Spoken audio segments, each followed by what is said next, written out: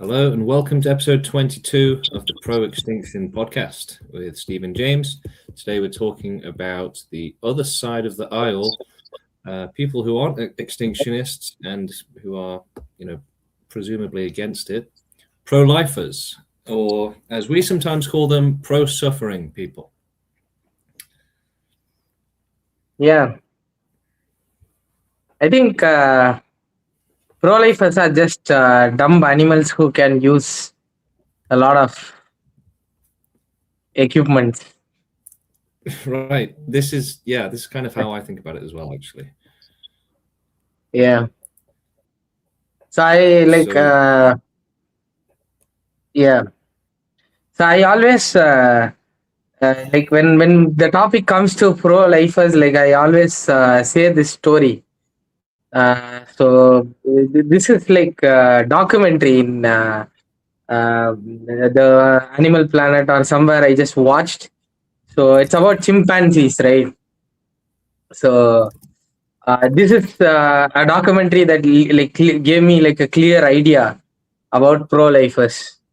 So like they are not much different from animals, right? So uh, like animals, they always run behind food and sex. So I just see this documentary once on like Discovery Channel or Animal Planet or whatever. So there are like these groups of like chimpanzees, right? So like there is one female chimpanzee and there are a lot of male chimpanzees. So these male chimpanzees are obviously like trying to mate with the female chimpanzees. And so all these male chimpanzees, they bring the female chimpanzee some food. So like one chimpanzee brings a small fruit, and then another chimpanzee brings a fish, and another chimpanzee brings like a big baboon monkey. Like then they narrate the documentary. They say like the female chimpanzee mates with whoever brings the biggest food. It's not much different from the current society, right? Yeah. So and you have a supercar or sports car or something, you're rich, right? exactly. We just may like replace the fish with some heart-shaped chocolates, right?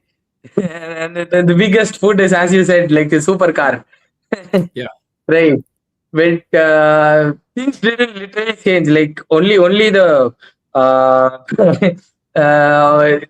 we use better tools, right? But still the goal is like waiting, food, food and sex and food.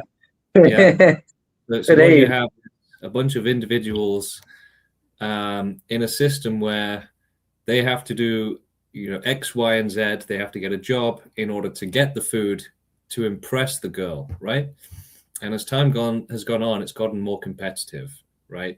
So now we have computers and other tools, but these just kind of came about because of time, right? So you still have just individuals essentially living in this system that is developing, but there's no control over this system. The system is literally just serving sex and hunger and boredom. There's no kind of purpose to it. Doing that in a really complicated way, right? So you just get born. Why you go to school? Because you need a better job. Why you need a better job? So you can get a better girl. So why you need a better girl? Because you can have a lot of children, and then make them do this shit before you die. Literally, like you run behind all these things. You don't even think why you are doing this, why the system forces you to do this, and why you are forcing your children to do this.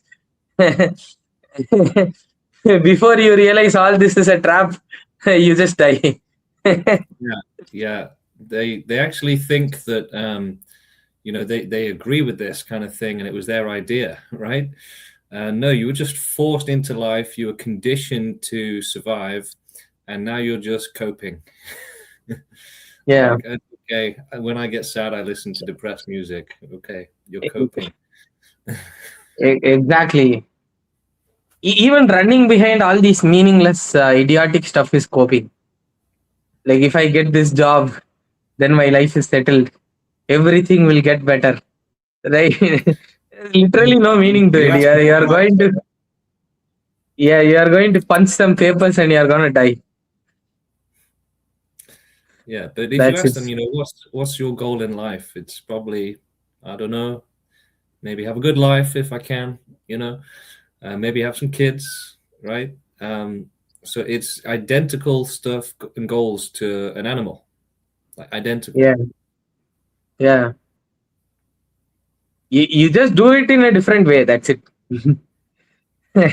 So with animals, it's straightforward. You just complicate it, go here and there. Right. You. So the job used to be like simply like hunting a fish or a baboon. Now it's like manufacturing a supercar and owning it. That's it.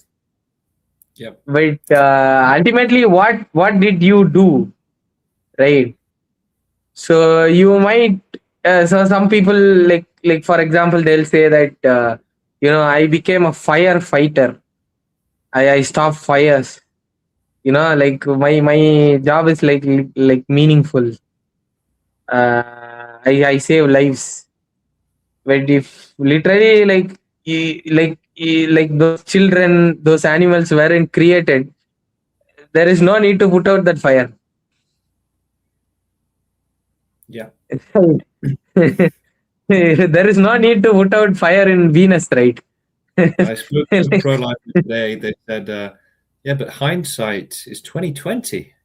And I said, "Right. So the children that got raped to death, they really benefit from that hindsight, do they?" yeah.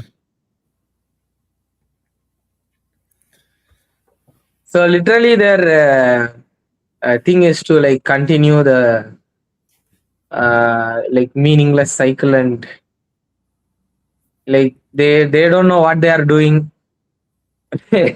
If somebody talks about extinctionism, immediately their survival instincts activate, and they are like, Yeah. if you want, you die. But actually, you are not like you are not doing anything better than a person who committed suicide. Yeah. You are saying as if like you're gonna do something better. Yeah, literally the only meaningful thing to do is like eradicate suffering, right? Which you don't give a shit about. Like you can, right? Whatever you do, you are not solving it, right? So you're, I mean, like you are just pushing papers and like creating more children and dying. Yeah. Yeah. Yeah, Like not a single one of these people has seriously considered, is this system good or bad, right? Is it right or wrong? They're just conditioned not to question it and to just survive in it, right? Your survival is the top priority. And if questioning it gets in the way of that, then don't question it, don't think about it. Just keep your head down, just go to work, be a sheep, and that's it. And if you actually try to question pro-lifers on, their beliefs and their, developed thought systems on life and why it should exist, there's nothing there. There's no thought. They've never thought about it, and they just come up with defense mechanisms like, it's probably impossible. Sounds like it would go wrong somehow. So it's by definition their position is not thought out. So they've still got the animal ideology, if you will, or animal way of thinking.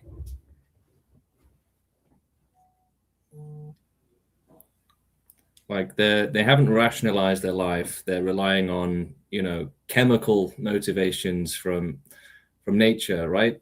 Go and have sex, go and eat, go and have pleasure. The only thing you need to worry about is survival and having a good enough survival. So maybe have some kids or something and just keep eating. That's it. So, and that's why there is no sort of moral obligation on anyone in life, right? Most people say, "Oh, just let others do whatever they want. don't try and tell people what to do. And that basically, results in a system where there's zero moral accountability, zero moral obligation, and unlimited freedom at the expense of unlimited suffering. Yeah, Steve is frozen.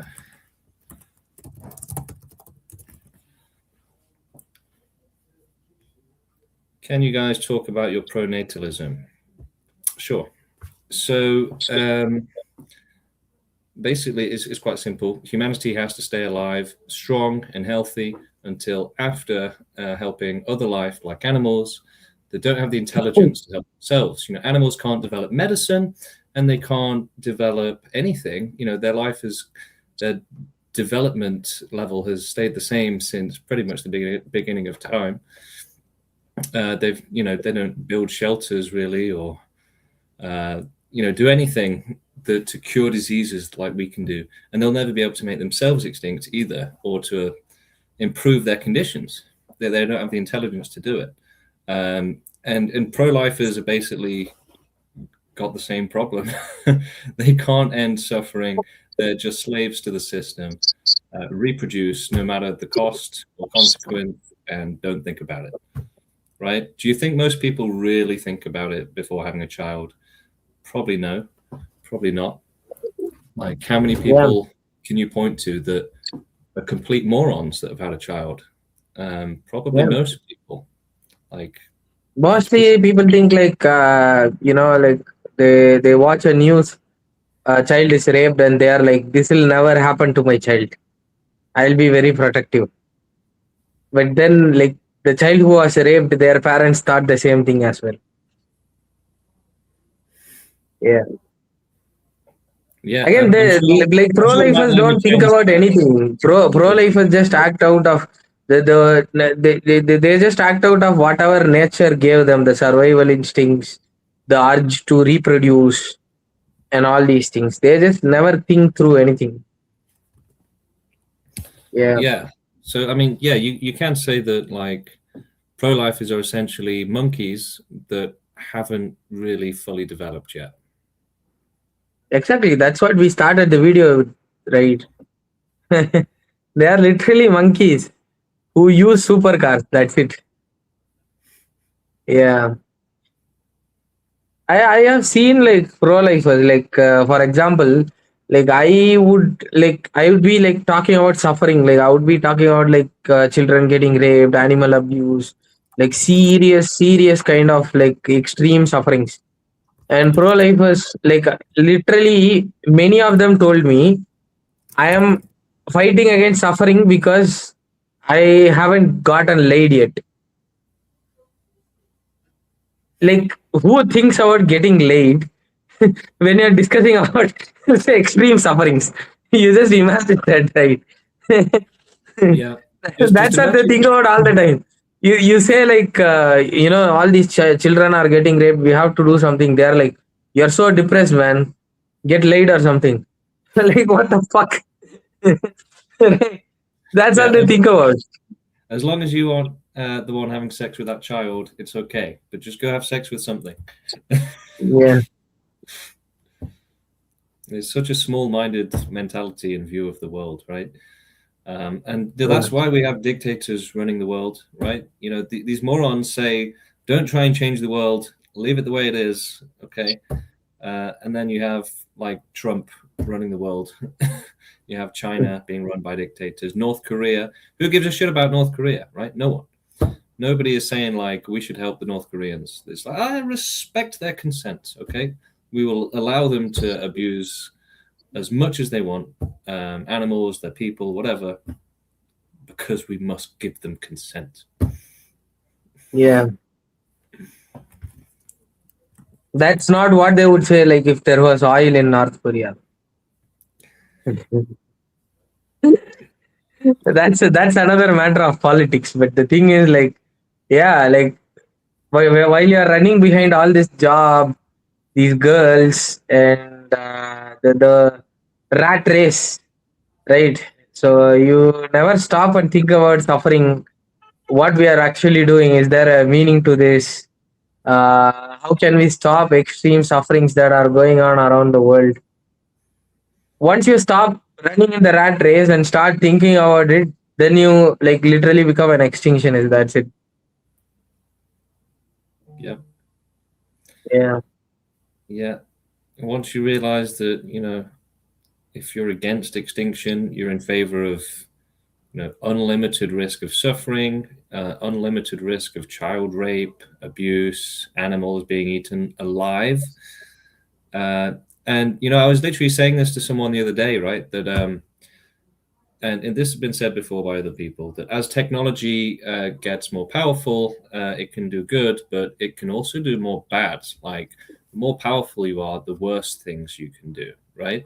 So I think it's actually most likely that in the future there will be super torture, super rape, right?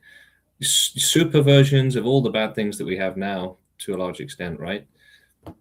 If someone has Exactly. So technology that can torture you even more efficiently, effectively than they can torture you today, then that's going to get used on children, people, animals. If you can light up the nervous system with unlimited pain or something, right?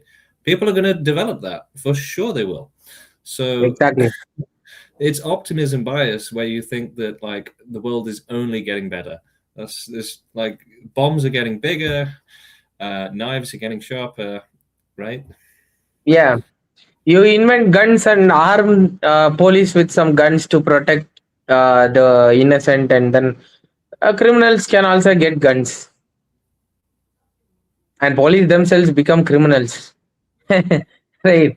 So there is like literally nothing stopping you. So yeah, Yeah, and I think these sadists are pro-lifers, getting more creative in torture. Right. Yeah. Not yeah, just artists are getting creative. Sadists are also getting creative, right? Each well, day. yeah, uh, Yeah. who knows what they're going to do next, right? Yeah. And it's not just individual sadists; it's governments as well, right? Yeah. North Korea isn't that developed, but they can buy technology from other countries, and you can bet they're going to buy the best torture technology available. Yeah.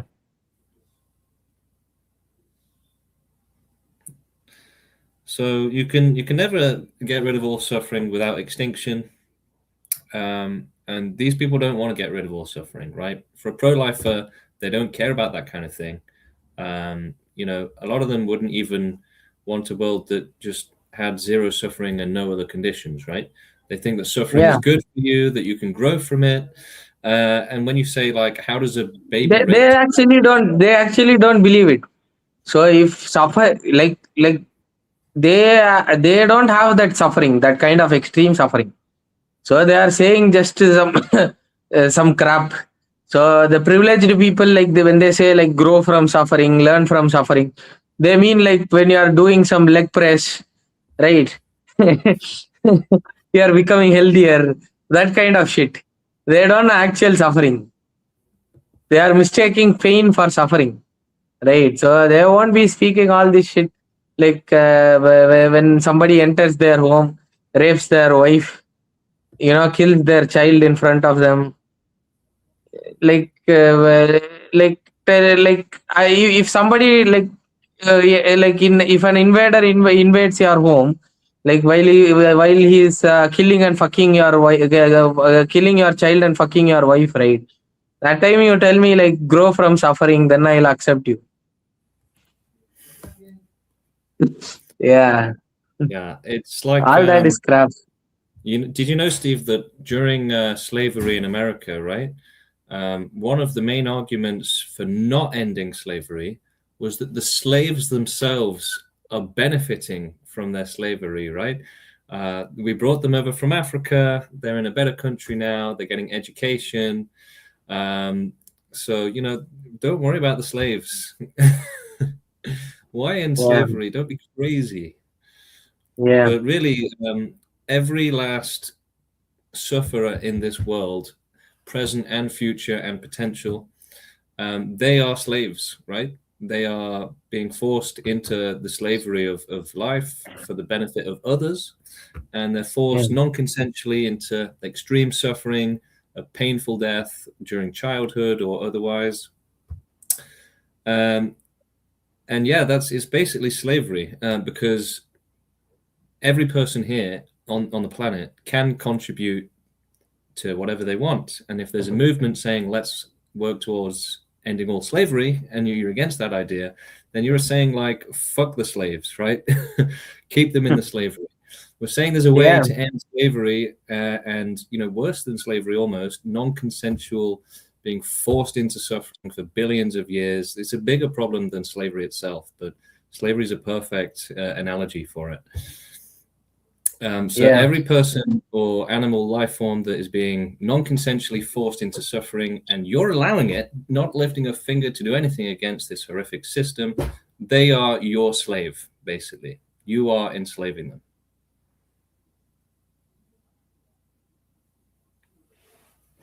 So free the slaves, stop benefiting from their suffering. And that's, there's no possible excuse for allowing a child to get raped to death, allowing an animal to get eaten alive.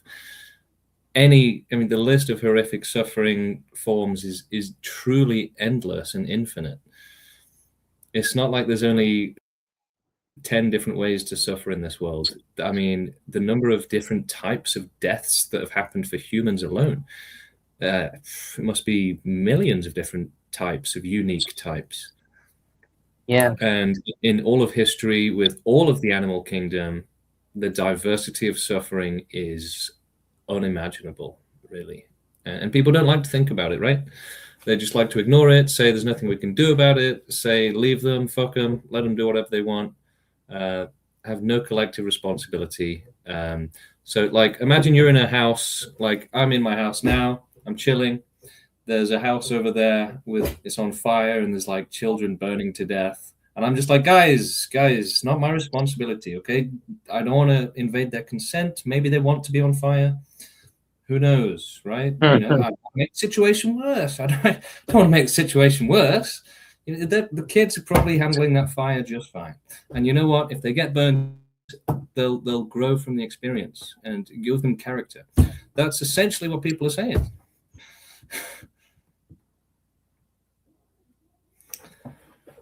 So James, what is the worst comment you have seen from a pro-lifer? The worst comment has got to be that guy that we debated live, who said that he would rape 100 children to death if it meant, life continued, right? And he was serious. He thought that like it was the right thing to do for him to rape 100 children to death so that more children can keep being raped to death for the rest of time.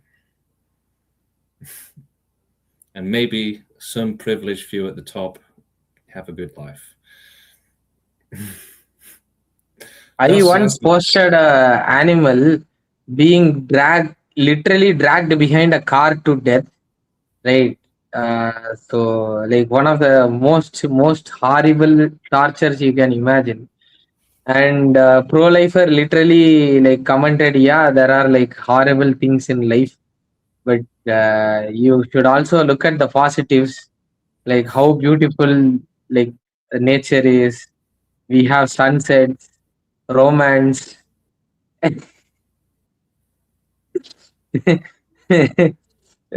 So these people are so small-minded, right? These people are so small-minded. Bro, look at the context, man. Even if you are like an absolute pro-lifer, I don't know, like, how can you compare sunsets and romance to like being dragged to death?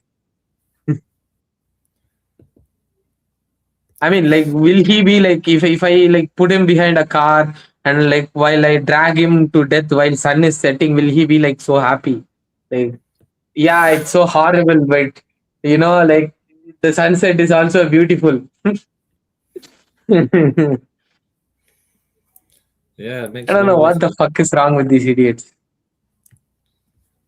I think they're just so small-minded, right? That they can't even think of participating in the world at large. They can't even imagine the system changing for the better. And so when they say like, "Oh, don't look at the suffering, look at the happiness," is just coping. They're saying you're not doing a good job at coping, Steve. You're thinking about the suffering too much. You're not coping properly, right? Just ignore reality and watch some anime, and you'll cope easier. It's easier to ignore the suffering that way and to drown out the screams of the innocent. So no, we can't do that, right? Once you become aware of how bad suffering is in the world, and the fact that you can do something about it, then what kind of monster would just be like, well, yeah, nah, I'm good. How can you sleep at night knowing that animals are being eaten alive, children are being raped, and the worst kinds of abuse are happening? There's street dogs full of diseases, starving to death, eating each other. I mean, if you actually were wearing glasses to see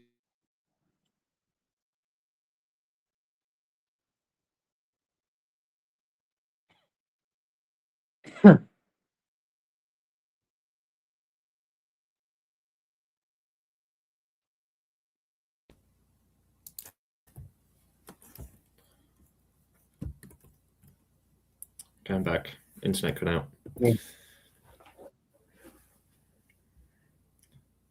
I don't know. I sleep well at night knowing that I do my best for anti-suffering project. That's it. Yeah, I mean, we had someone today saying in the Discord, right? Go and help. Go give some money to a homeless person. Go and feed a wild animal. Go and feed some ducks in the pond, right? Do something nice for someone. But then that's equally telling us on the other hand, support a system with unlimited suffering for billions of years and victims being forced into the worst nightmares imaginable. Okay, you don't sound like that nice of a guy, and I don't think I should take advice from you. This is another very, very disgusting quality pro-lifers exhibit. They feed ducks on a pond, and then they have this savior complex. Oh, I saved some ducks today. I'm the kindest human being on the world. Right? No, you didn't. They probably later they will go and order some fried duck. Yeah. Yeah. Yeah. So, Steve, do you know of any pro-lifers that are doing any sort of activism to abolish, all suffering? Any sort of realistic plan, any sort of realistic movement working to abolish all suffering? Is there anyone that actually cares about all victims and all suffering in the world? I mean, I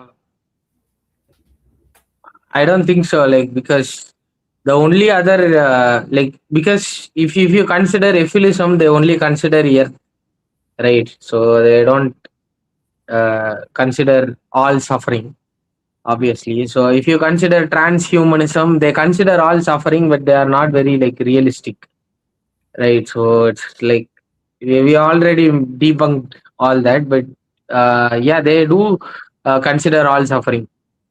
But another problem with them is they say they are fine with if extinction is possible before, I mean, transhumanism is impossible. I'm just no, right?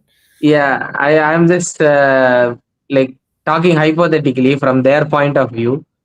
So transhumanism is impossible. I've already debunked it on several videos. So yeah, they wouldn't press the button and they say suffering should continue.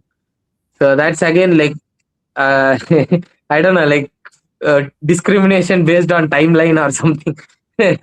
these idiots just invent new discriminations, right? Yeah, so I don't think like there is an ideology like, I mean, like there are like some Satanists who worship Satan to end all suffering. If you count that as, yeah, that's all there is. Because every other ideology, like except for extinctionism, ends in some form of discrimination, right? So you say like, you know, I'll not discriminate black people, but that's all I'll do. I don't consider LGBT. You say, okay, I don't discriminate LGBT, but that's all I do. I don't consider animals. I consider animals, but that's all I do. Like I only consider farmed animals, but not wild animals. So all the ideologies are branches of you stopping discrimination at a point, right? So I mean, you being like discriminatory at a point. So like you exclude women, you are a misogynist. You include women and you are like excluding animals, then you are a speciesist, right? So you might be a feminist, but you are still like discriminating animals. And then if you include farmed animals and you don't include wild animals, then you are like again the speciesist. You are discriminating based on costs. So you end up in veganism, right? So if you don't discriminate women and discriminate animals, you end up in feminism. If you don't discriminate black people and you discriminate LGBT, you end up in anti-racism with homophobia. So every like every ideology like ends somewhere, because they are like they stop their anti-discrimination at some point, right? So narcissism stops with me and my family, my well-being, right? So I'm discriminatory towards everybody else. So patriotism stops at my country. This is what is giving rise to discrimination, is what is giving rise to every single pro-life ideology out there. So obviously it cannot be like anti-discriminatory, right? Yeah. Yeah. I guess they can say that there's no way to end all suffering, but that's been debunked, right? Firstly, extinction is relatively possible and doable, and even if it weren't or couldn't be done fully, it's just a question of research and development. Science and technology has been improving almost exponentially. The idea that extinction is impossible is just illogical at this point. And then, the other argument, I guess, would be, well, you're ruling out happiness and joy. You can't name a pleasure that is as good as child rape is bad, right? A baby being raped to death can't be made up for by someone having a nice time at the cinema or a pleasant walk in the park. Just enjoy life, someone says in the chat. Right. Just enjoy life and ignore the fact that there's extreme suffering all around you. Just ignore it. We can't. We're not selfish, unfortunately. I mean, who said I'm not enjoying my life? There is like no like requirement for me to be like miserable. I can be privileged and empathetic and not be a ignorant asshole to victims. We should keep existing as an altruistic species that goes around exterminating sentient life in the universe. All we're doing by going extinct ourselves. I mean, I'm like enjoying some roti and peas masala right now. So, Steve, this guy is saying humanity shouldn't go extinct so that we can make other life go extinct. I mean, that's the idea, but after all life is extinct, humanity is also suffering, right? They can also go extinct. Yeah, so I guess he does ask a good question here, kind of. So one of the core principles of extinctionism is that you can't just wish for it to happen and hope it'll happen, right? You can't just say, let's wait until the heat death of the universe or hope an asteroid comes. And so at the minute, humanity is the only species that we know of, or it's the only intelligence capable that we can see that can end all suffering, right? That could do extinctionism. Now, if there was a 100% chance that we could fully rely on AI or an AGI robots to do the job for us, then that would be great. But there would have to be no downsides to the plan, no risks to it, right? So, but look at this, think about this. If a solar flare happens, it's possible that all technology on the planet would be destroyed instantly, right? Or all electronics, at least. So, on that basis, we couldn't just do extinction and then have robots go extinct themselves. That would be pretty dangerous. So, unfortunately, humanity is the only vehicle capable of ending suffering for all life that can't do it for themselves. And so, yeah, we have to stay around. Now, you're almost suggesting with this comment that it'd be like Star Trek, we fly around in ships causing extinction. That's a possibility, okay? We can't rule that out, but, we also don't obsess over one method or another, or one future or another. Who can possibly say what's going to happen in the future or what extinction method will be used? We have to be open-minded and not, fixate on things and stay rational.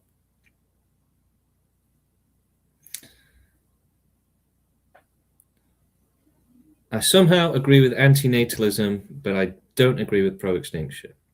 I mean, that's fair, but it's wrong. So antinatalism just leaves the world to horny sadists. It gets rid of anyone that's even thinking about the right kind of questions and leaves the world to people that don't think. It's a self-defeating ideology. It prioritizes. And that's not what he's saying. I think he's just a bigot towards animals. Yeah, maybe. Animals can't develop medicine. They can't develop technology. They can't build houses. They can't build electronics, tools. They can't develop any sort of way to improve their conditions like humans can. We can say 10 years from now, the average rich person might be even more comfortable than they are now, but that's never going to change for animals or improve for animals. So, they can't help themselves. Only we can do it. And actually, they suffer a lot worse than humans as well. They have extreme weather conditions. If you want to understand how bad it is to be an animal in the wild, get naked and walk into the forest and just try and survive like that. And see how much fun it is to walk barefoot. Or get farmed. This is Mother Nature. We can't do anything about it. We're already doing stuff about it. So, that's just the most illogical stuff I've ever heard of in my life, right? Wait a second. This guy is literally staying in a shelter, right? With electronics, air conditioning, probably a sofa, right? A toilet, wearing dress, right? What the fuck are you even talking about? You literally, humans, we left nature because it was so much suffering and we built civilization. What do you mean by you can't do anything about nature? Literally, if a storm comes to you right now, you are in a shelter. You are inside a house. You are not cold outside in a rain, shivering without any blankets, starving for food. What the fuck do you even mean? You can't do anything about nature. You're already doing something about nature.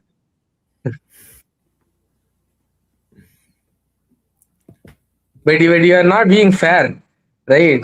So you're saying you'll be in a shelter. You have fought nature, right? You have gotten out of it because it has so much suffering, and then now you are like, I'll be anti-natalist. I'll save my own ass, my own species. Yeah, you're literally being an asshole.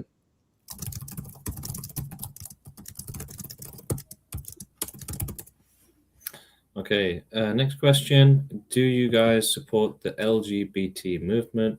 We have at least one or two LGBT people in the core member group. We are totally respectful of pronouns and genders and stuff. We don't care, basically. If you're doing activism for extinctionism, then who gives a shit if you're black, white, gay, straight, anything else? It literally doesn't matter. You could be a furry and we wouldn't care as long as you're not hurting animals. My view is that we should have a low human population flying around space causing extinction. Don't get me wrong, we've kind of pictured this before, but it's very important to just do whatever's best for ending suffering. If it happens to result in that future, then good for you, I guess. But we don't care what method it is. If it's flying around in a spaceship or pressing a red button and destroying all of existence, or a slow but gradual grind towards ending all suffering, we can't decide right now what we're going to do in the future. We have to grow the movement to make serious research and development and implementation possible. The movement is too small at the minute to do any sort of real science or any big science by itself, right? We can't go and open a laboratory and start doing serious large-scale research until we're bigger. And the research might tell us that we need to do this or that. We're not going to tell you what it is now. It's very silly to fixate on the method.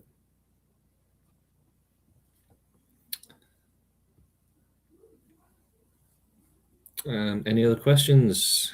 Please put them in the chat now. And if anyone wants to join us live, you are welcome to do so and to debate us or discuss with us.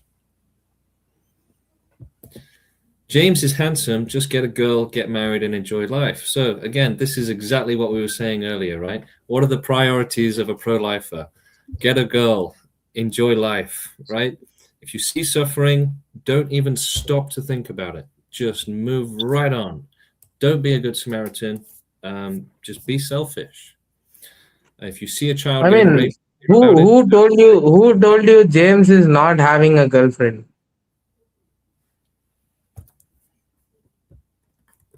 Yeah, I mean, if you're we are actually enjoying life and helping sufferers at the same time.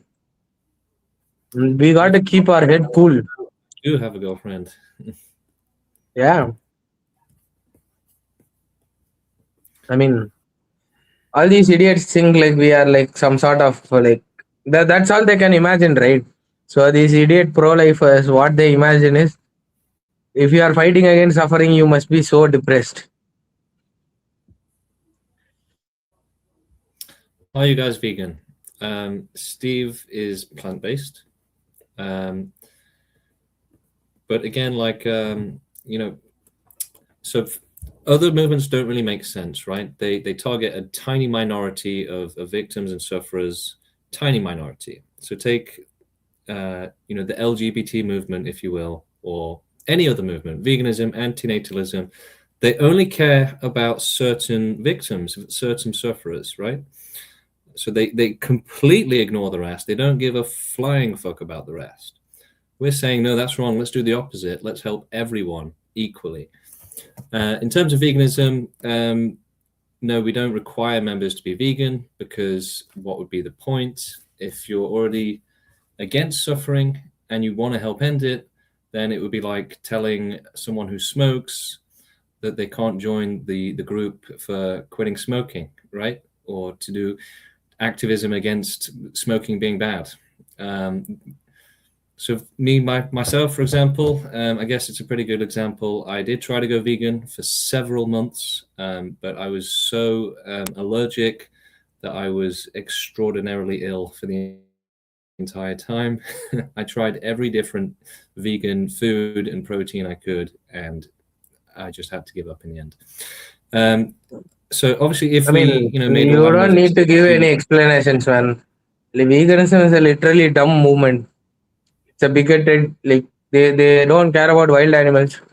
So all they want to do is they want to close the farms, reforest 35 million square kilometers of land used by animal farming, and they just want to increase wildlife suffering like hell.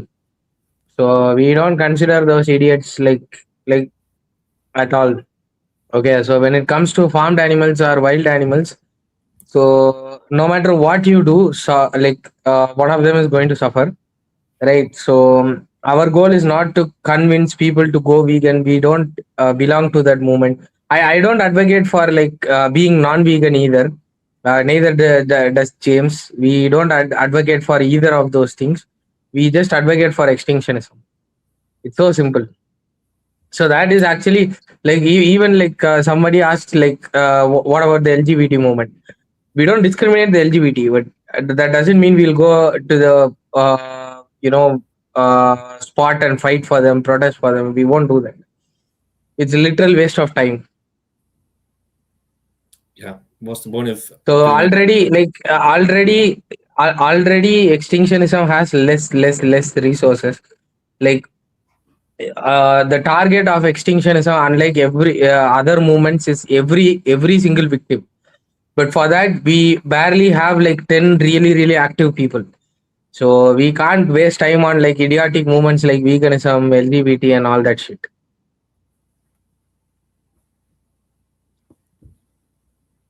So what should we do to all animals? Well, we would say that we should end their suffering. We got to euthanize them. Yeah. So people assume that just because a life was born in this world, it's somehow sacred, right? But that's dogmatic. It's almost spiritualistic in thinking. We should really be looking at, creating the best conditions for all life. And if that means non-existence because it's too dangerous in this world to exist, then that's the best thing for life, essentially. Again, okay, let's say you have a dog. It gets born. It lives on the street. It lives for a few years and then dies, right? What kind of amazing experiences could it have that are going to justify the risk of it being raped? Animal rape is a very common thing.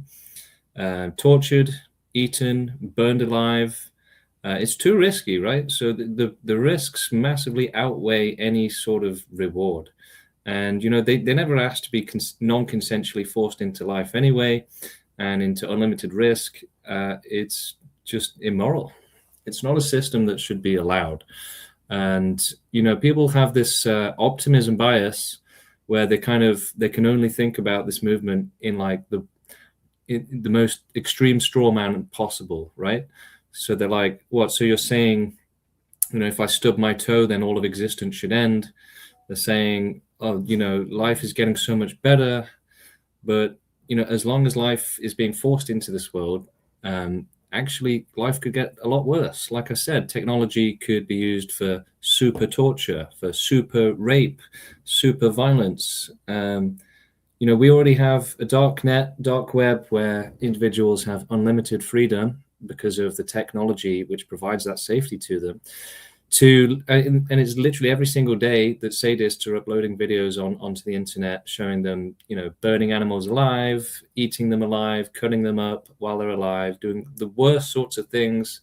And, those are the lucky ones that have a quick death, right? The worst ones have much more prolonged suffering and, aren't allowed the peace of an escape from it.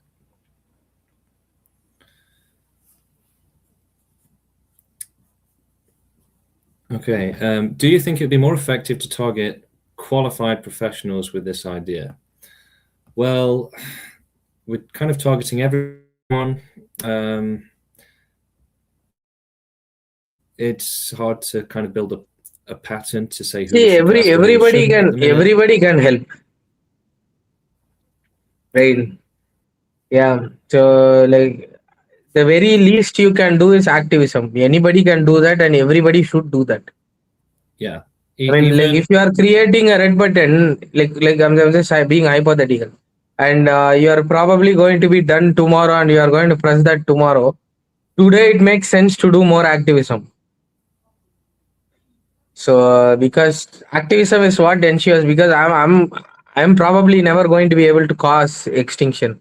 James is probably never going to be able to cause extinction, but the project we started and the people we gathered who are eventually going to spread the message more and bring in more people and work towards it, because this is going to be a multi-field, multi-generational project involving science, social justice, even maybe even political reforms and all that. So we are just starting the fire, right? So it took 10,000 years to abolish slavery, right? If you go and ask an activist like 2000 years ago, like how would abolishing slavery look like, he wouldn't even know, but he would have just had the idea that this is something that needs to be done, right? So that's what we are doing. Like we have to, like this is not like we cannot be like, if we target like 10 scientists, they are going to cause extinction tomorrow. That's not going to happen, and we shouldn't be hasty like that as well. So we should take some time, and do the proper research and cause like methodical. We have to follow scientific method, right? So we have to make sure that like the extinction we cause is as thorough as possible. The extinction we cause is the most amount of space we can reach, right? So all of these factors are very very important. Otherwise, there is no meaning in like causing extinction at all. Yeah.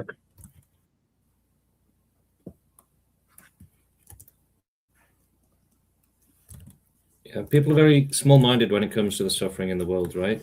They can't really think past their own suffering. They can't think past the suffering of their own race, species, and even planet, right? So it's just one discrimination and small-minded limitation after another.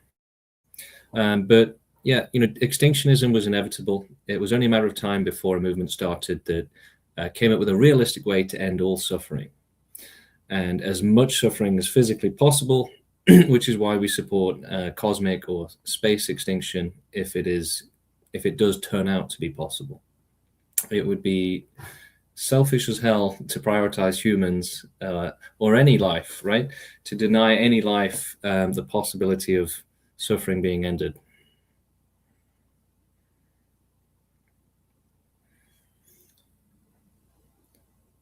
But yeah, in an ideal world, there would just be no life, no existence in the universe, because at the minute, suffering is set to continue for millions, if not billions, of years, and it's a very realistic chance that it could just get worse. Again, the optimism bias is that everything is just going to get better. How do you know that? How do you know it's not going to get worse? But even if there was just one victim, that would still be too many. There's literally no amount of suffering or victimization that's acceptable. To be moral, you have to be against all suffering. You can't say that some should suffer and some shouldn't. You can't decide about my life, right? What if I don't want to get extinct by the red button?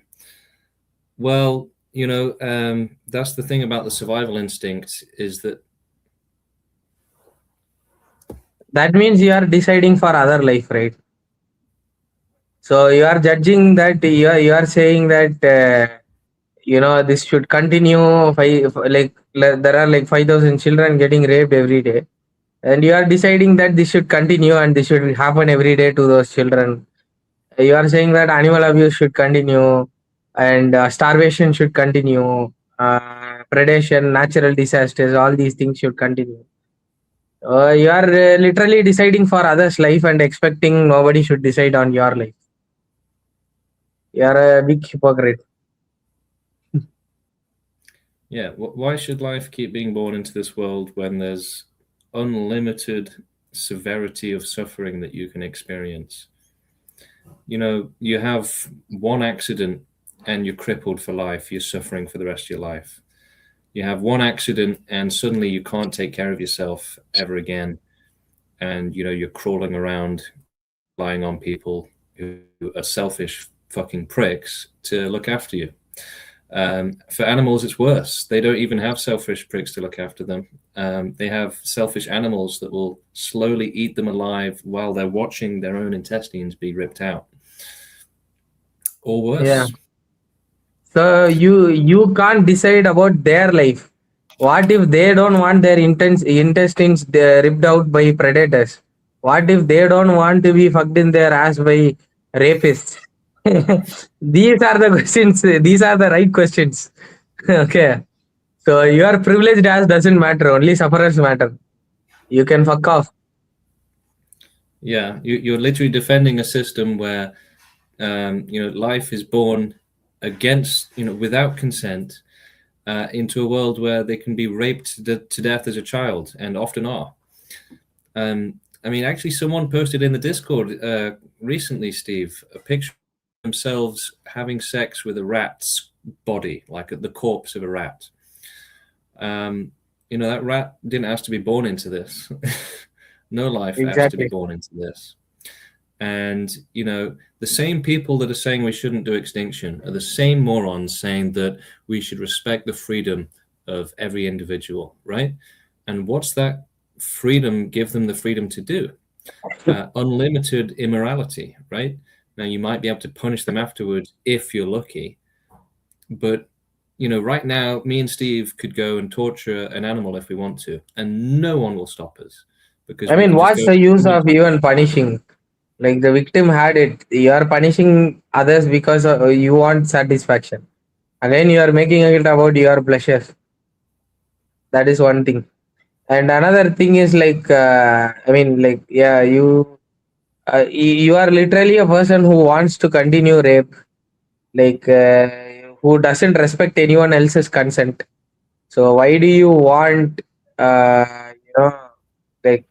your consent to be respected?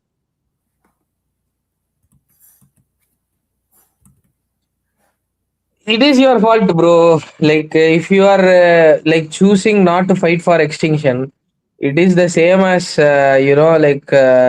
leaving a woman to you leaving a child to get raped in the street, like saying, I'm not the one raping the child, so I have no moral obligation to save that child. If you see and leave that child, you didn't even call the police or something, then you are as much as responsible for that child as the rapist is. You might as, because for the victims it doesn't matter, because if I'm being raped, it doesn't matter to me, because I'm being raped because of the rapist, or my rape is continuing because nobody else stood up for me and stopped the rapist.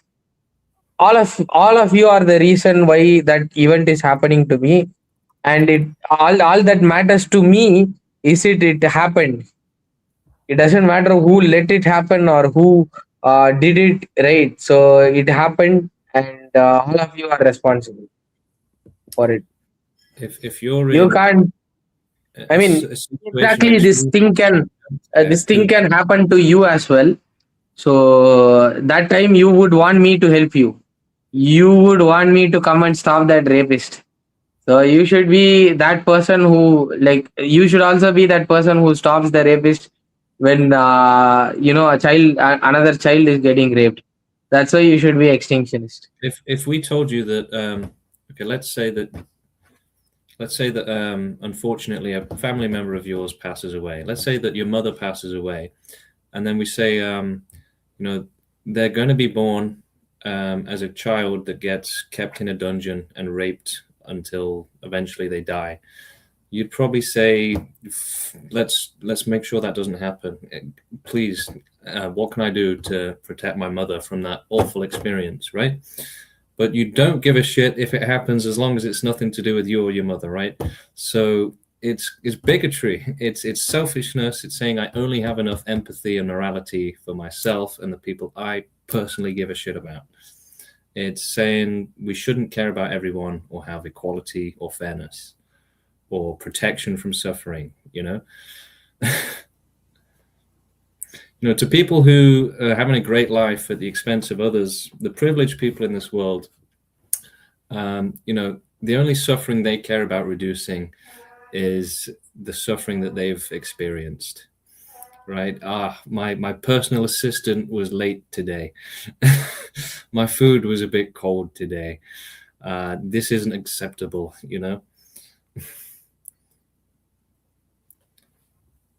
Prove to me that I should care about these things. Well, prove to me I should care. It's like a sadist saying, prove to me I shouldn't be a sadist.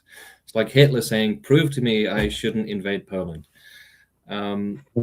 It's not about the logic. It's about, your motivations as a person.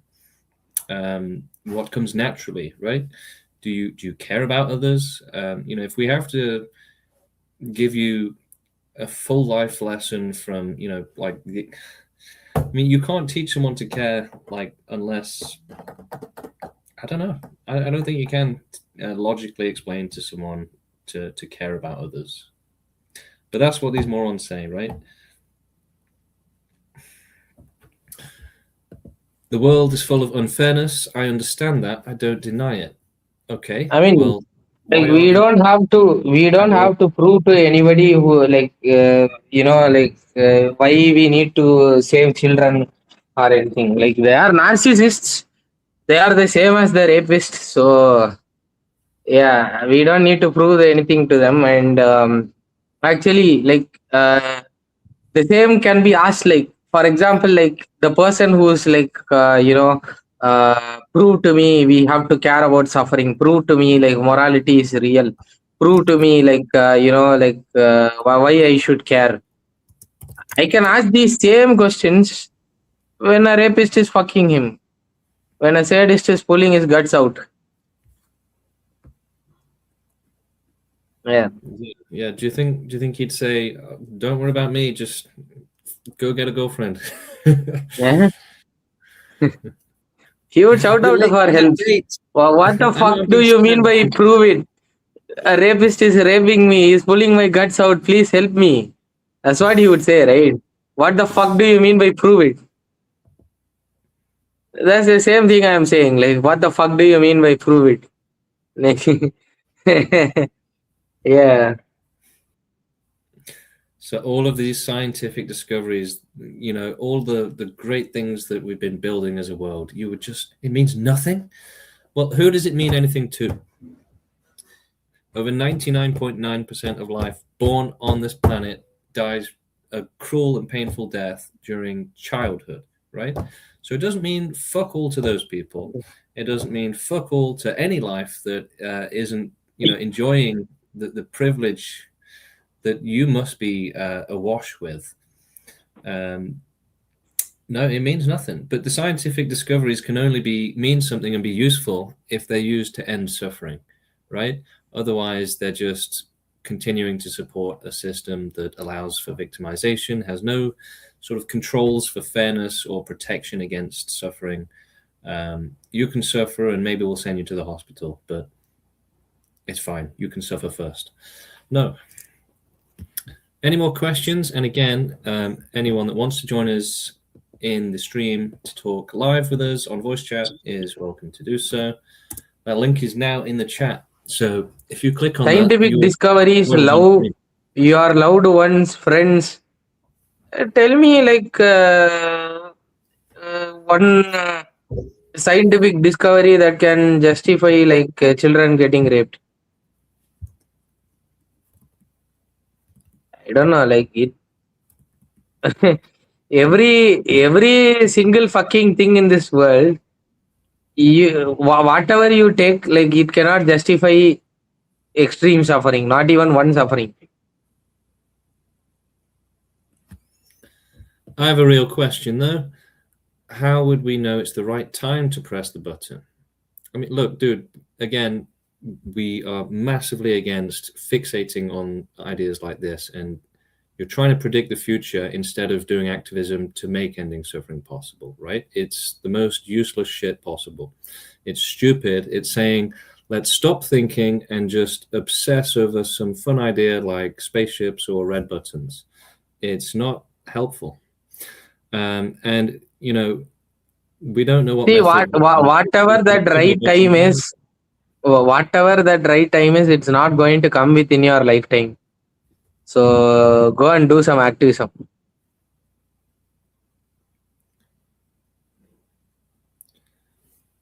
So I guess you could say the name is sort of a work in progress, but I'd say mainly it's the pro-extinction movement.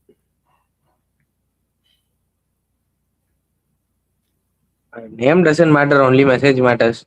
You can call it a universal extinctionism, you can call it pro-extinction, you can even call it veganism. Just spread the right message. That's it. If you make it to a channel tomorrow saying pro-veganism, and then say pro-veganism means, like causing the most vast and thorough extinction possible, I'm gonna be 100% with you.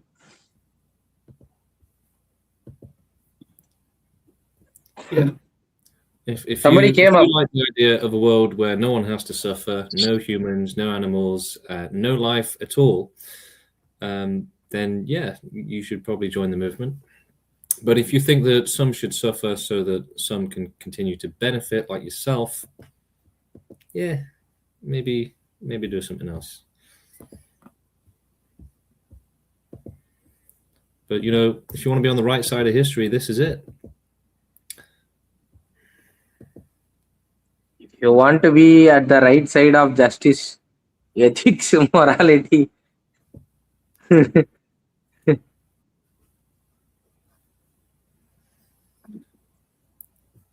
I'm gonna show the link. The link is live. Anyone that wants to hop onto stream with us right now can join that link and ask us any questions. How did you two meet each other? Sorry, you were going to say, Steve. I think somebody joined, like, and then He did. He was trolling. Okay. He was spamming music or something, or sex music. I don't know. How did you two meet each other? So I was just on Reddit one day when Luke, who I believe is in the chat now, messaged me on Reddit, contacted me on Reddit, and explained a little bit. And I said, "Oh, that sounds crazy." And they said, "Well, come debate then." I said, "Okay, why not?" And yeah, I couldn't really argue against a single point. It wasn't a debate. It was just, oh, this exists. How do I join? We potentially have someone. Ivan?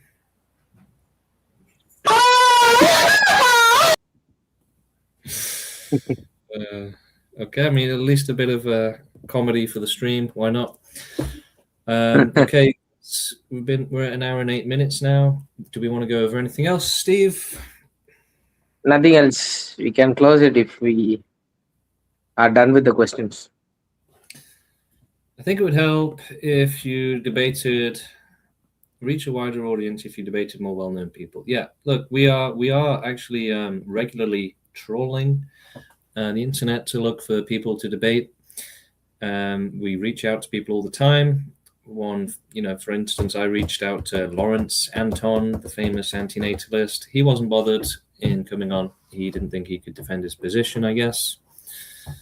We debated Gary Emendem, the founder of Ethylism. Turned out he was a complete moron.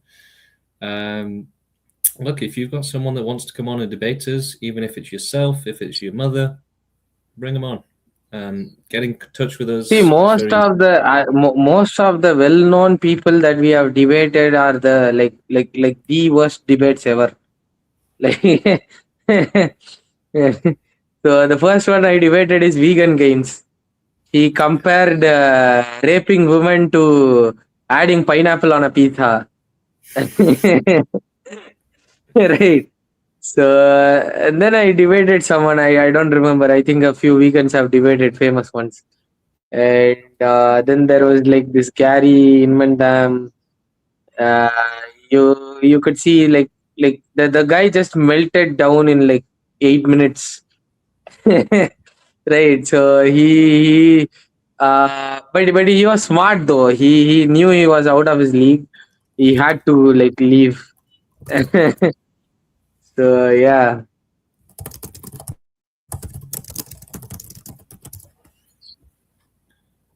I think we have divided quite a few people who have some following, and all of them didn't go that well.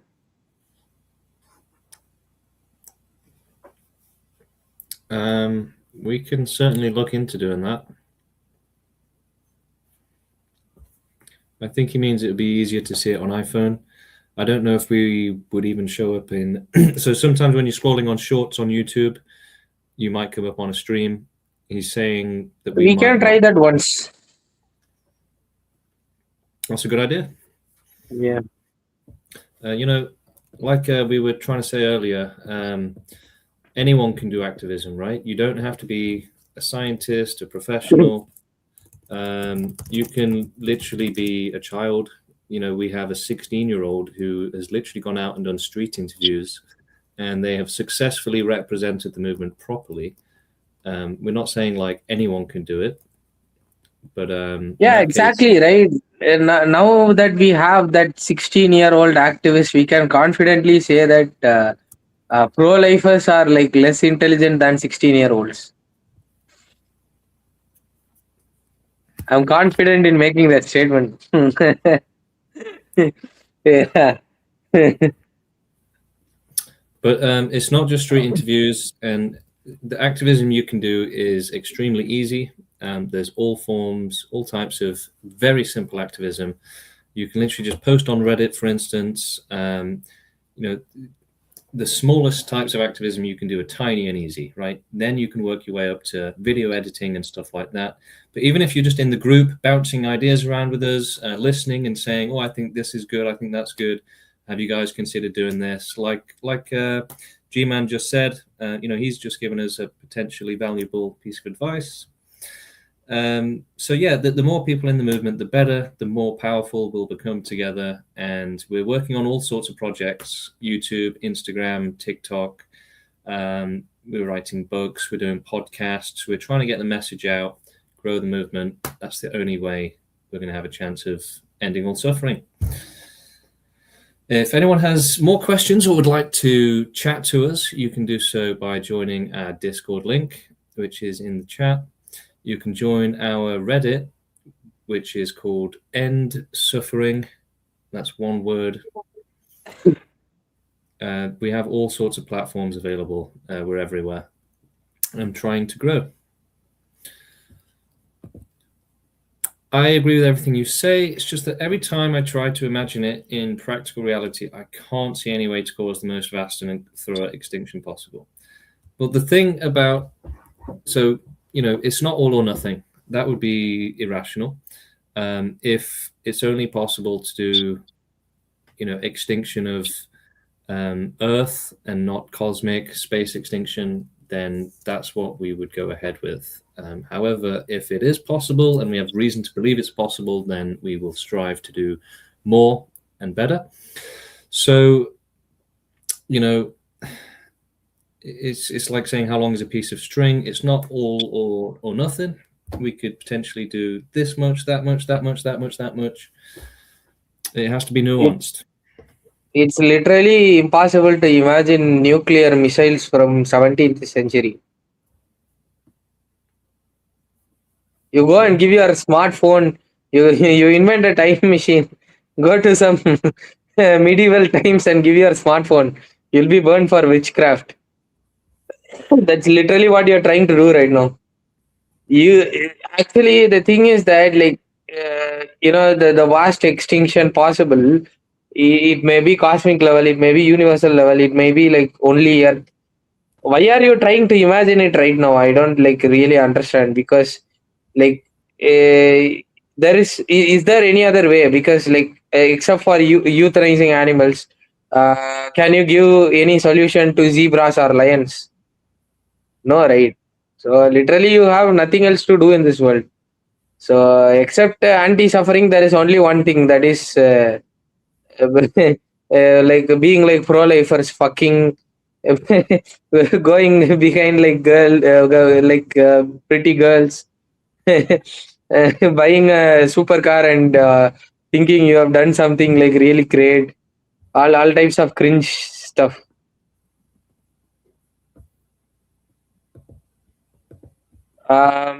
Like we are like we can schedule it, like if we get a common time. You can text us at Pro Extinction Instagram. You can DM us at Pro Extinction Instagram, or uh, you know, The best ways to contact us, like infinite ways, basically. It's very yeah, easy to contact us. So yeah, we're very flexible. We have people from all around the world, different time zones.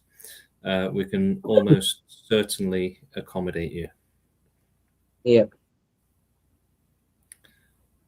I would suggest you join our Discord or send us a message somewhere.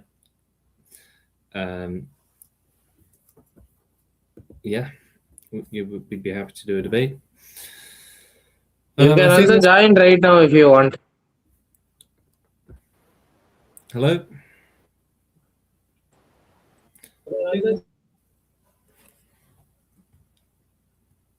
Say again?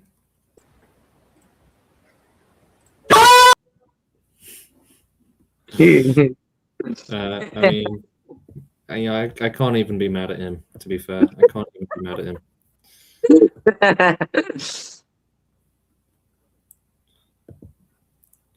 Like it's been said that bees are so important. So this guy's suggestion is that we sterilize ourselves and collapse into the ecosystem, like a bit like in The Simpsons, where Homer kind of fades back into the bush, right? What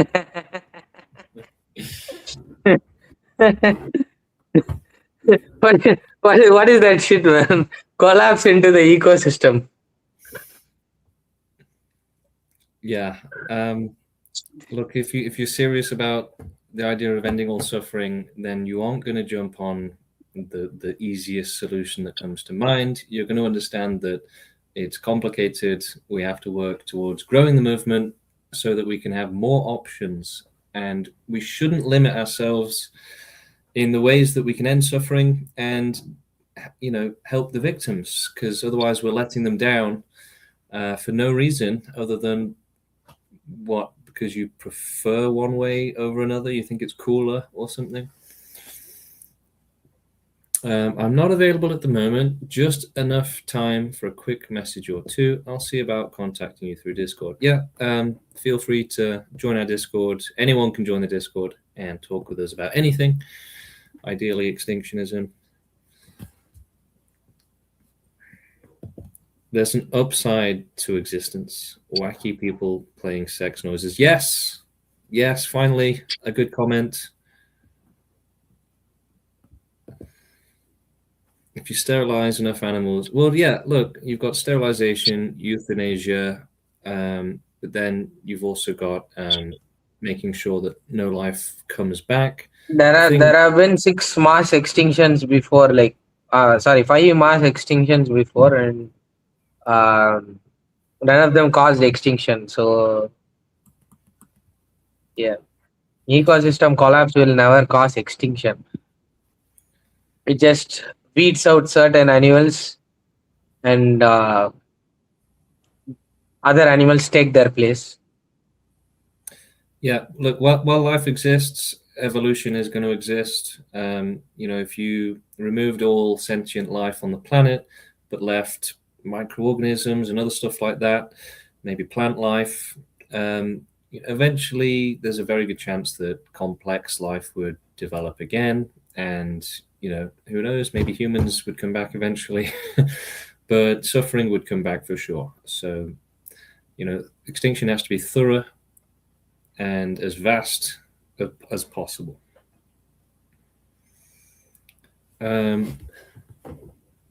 Maybe we all use all the options together. Well, we'll just leave it to the experts, I think. Steve, why do you have a dog? How dare you?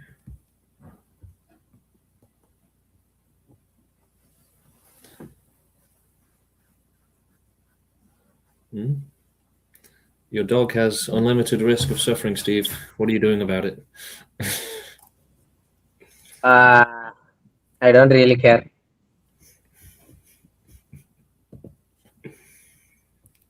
Okay. I'm even going to have a child. So what the fuck? Yeah, I mean, my answer would be that, like, I mean, I have a cat. I mean, it's not mine; it's my dad's. But why don't I go and euthanize it? Well, I take pretty good care of him. He seems very happy.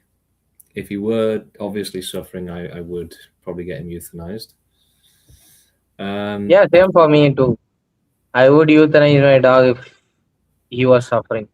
And the thing is, it's not like legal to euthanize animals in India. And even if I do euthanize him, like I think my mom would euthanize me, so I'm not gonna do it.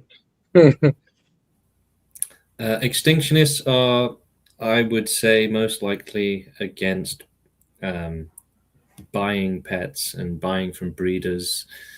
Would you agree with that, Steve? Yeah, but I don't think I literally don't think all these things make any sense, man. It's like like It's you focusing on. It's not focusing on the bigger picture, right? It's exactly focus on extinction because literally that is what matters. Like there is like literally no like whatever you do in this world, right? You cannot even guarantee like whether it will increase suffering or decrease suffering. So the biggest example is farmed animals, right? It feels like an urge to be vegan. But if you look at the statistics given by UNFAO, it's very clear, right? So 35 million square kilometers of land is going to be cleared, and that land is going to be reforested, and the amount of wild animals is going to be so high, right? So like already there are like 100 billion wild birds. Imagine doubling of forests and the amount of contribution it's going to do to environment and increase the animal population even more, right? So I don't think we need to worry about all these things because like life gives you some situation sometimes, like for example you kill a red person with a red shirt or like a person with a blue shirt. So like you have to do one of these. So the only thing is to like not mind whatever you are choosing and try to end the entire system. I don't think like small things are going to make any change, right? So you can think that okay, like uh, m- having a zoo, zoos are wrong, right? So if you rehabilitate those animals into wild, they are going to suffer from nature. That's not so great either, right? So we shouldn't act out of impulse. So like there is literally no nothing else you can do other than like fight for extinction. Like yeah, yeah. If you want to be a good person in this world, right? Um, I mean, so I went antinatalist. I went vegan. I started looking at what political organization to support, right? Because we live in such a vast and complex world full of societies and everything. The idea that you can just sit here and do nothing is crazy. The idea that there's no sort of movement or organization or ideology, anything that you should be supporting that needs your help, that's kind of crazy, right? It's this pro-life status quo mentality of, right, nothing needs changing, nothing needs your support. You just forget the world and focus on yourself. Fuck everyone else, right? see, bro, I'll just like give you a quick example, right? So I think we can even go with this pet example. So like you might think that okay, pet industry is breeding animals. It's so wrong. We us buying it might increase suffering and all this shit. The thing is that like one like for example you cannot guarantee whether it would have increased or decreased his suffering, right? Maybe if I didn't buy my dog, he might have ended up with like being bought by a sadist. So at that time, I wasn't like I mean I was in school when I bought my dog. He's 13 years old now. So at the time, I had no idea about adoption or anything. I just wanted a pet, so I just went ahead and bought him. So, literally just like it doesn't make sense, right? So if I say that okay, I wouldn't demand buying a pet, so I stopped buying him. I realized, let's just say I realized this sooner. So instead, a sadist bought him. Okay, so he has kept him in cage all day long, and then he's torturing him. So this has increased suffering, right? So we cannot think all this, man. All these cringe ideas like not demanding vegan products will abuse farmed animals, and all this is like It's pro-lifer just ideology. it's distractions from focusing on the bigger Yeah, picture, right? it is pro-lifer ideology, but the truth is, in reality, there is always a catch. Whatever move you make, you cannot say whether it will increase or decrease suffering. For example, the person who invented the internet, he might not have intended for it to be used to, like show child pornography, right? Right. You think that's why he invented internet. So maybe tomorrow I invented technology, right? And that is being used by some sadist or criminals, right? So whatever you do in this world, suffering just changes forms. It just never ends. So worrying about all these single issues, right? Whether supporting pet industry will do this or do that, whether supporting veganism will do this or do that, it's a complete waste of time. What you have to do is like instead of worrying and worrying your mind about these choices, what you have to do is you have to like realize that okay, whatever you do, it's gonna like the suffering is going to be like fluctuating, and it's gonna be like increasing and decreasing randomly, and the only thing we have to do is like end the system completely. This is what you should focus on. Steve, would you say that pro-lifers have mercy? Are they merciful people? I don't know, man. Well, there's one guy I mean, like, saying, right? if there is a see, if there is a pro-lifers, mercy extends as much as they don't have to give up their privileges. That's it. That's the maximum. Minimum is total narcissism. So that's the maximum it goes. That's why they are pro-lifers. So beyond that is extinctionists. Now, I know you love talking about antinatalism, Steve. I think we can do extinction without creating more people. Well, look, as soon as we have any sort of confidence that that's possible, we'll do it. But, you know, there's only a few extinctionists in the world at the minute. If we all died, then there's a remote possibility that, you know, the ideology would die along with us. So extinctionists for now need to genetically reproduce, you know, and how are you going to cause extinction without creating more people? Who's going to do the extinction for the animals, right? Old people, geriatrics. Are they going to organize in the care home do an extinctionist bingo before going out and like, come on, you know. If tomorrow, if everybody becomes antinatalist in 10 years, the population is mostly made up of old people. So, a collapsing civilization, you just imagine they are starving. Electricity is not there.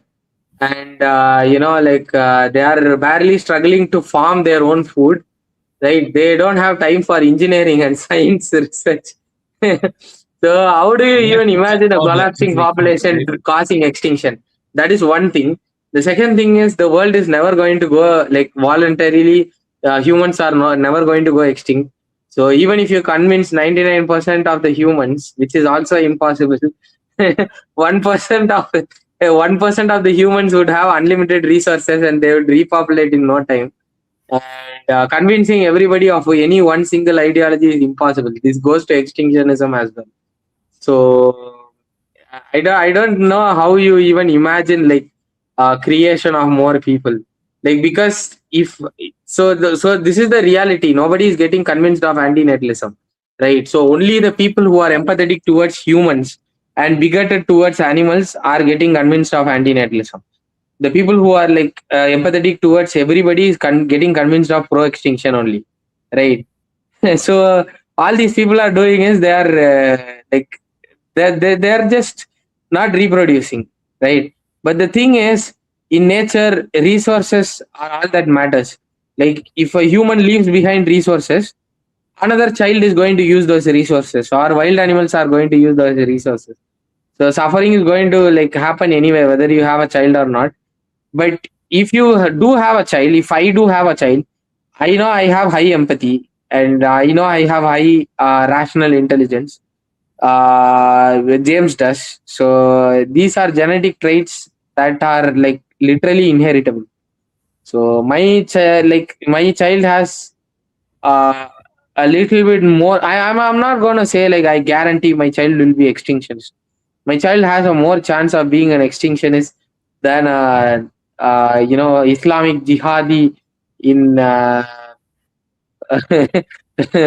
Pakistan or Saudi Arabia reproducing. So So what if you give birth to a pro-lifer, Steve? I'm gonna disown them.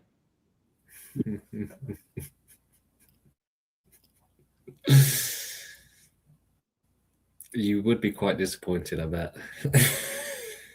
I won't be They disappointed. get to like 10, you finally They are explain going to extinction. they are going to be they are the ones who are going to be disappointed.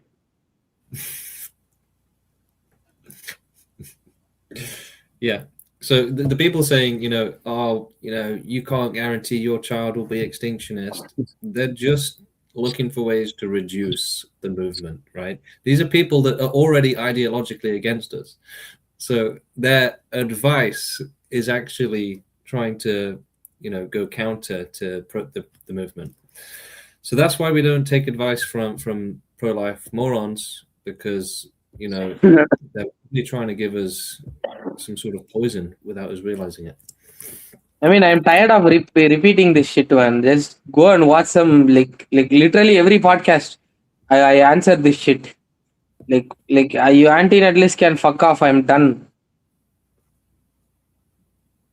Yeah.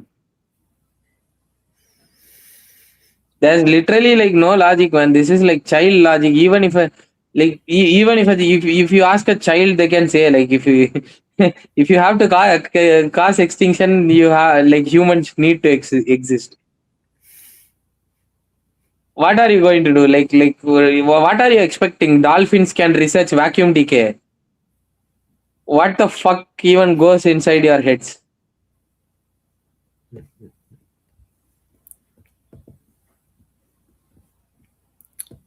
Okay, well, I don't think you were with us an hour ago, and if you are, then happy days.